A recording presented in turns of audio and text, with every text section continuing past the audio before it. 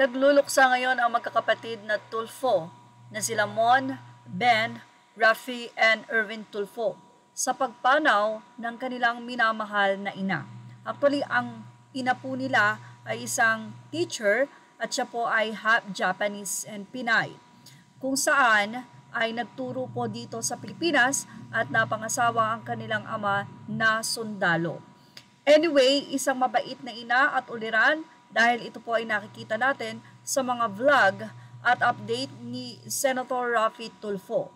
Kaya naman masakit sa magkakapatid na ang kanilang ina ay lumisan na. Sa Facebook page ni Senator Rafi Tulfo, ibinahagi niya ito at doon ay mayroon siyang naging mensahe para sa ina.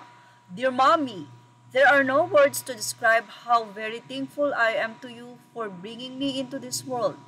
I am not going to be who I am today if not for your love and care that you unselfishly showed upon me since the beginning of my life.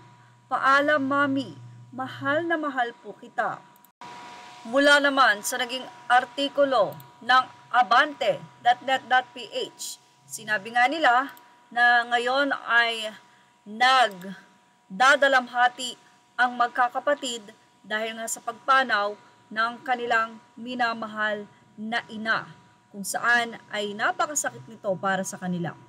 Inanunsyo ni House Deputy Majority Leader ACT CIS Party List Rep. Erwin Tulfo ang pagpanaw ng kanyang ina na si Caridad Teshiba Tulfo, sanhi ng natural na kadahilanan.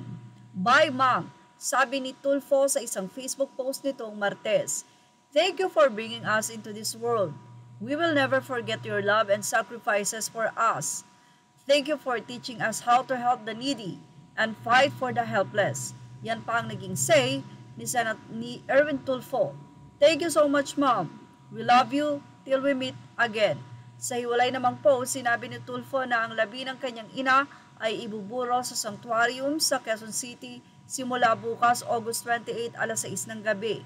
Ang libing ay sa Heritage Memorial Park, Taguig sa Linggo, September 1, alas 11 ng umaga.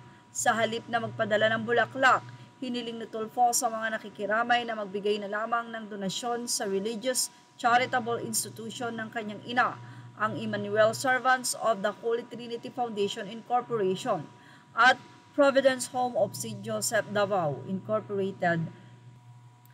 Mahigpit na yakap po ang ibinibigay natin sa pamilya Tulfo mula sa Showbiz Now. Yan ang ating Showbiz Now update. Thank you for watching.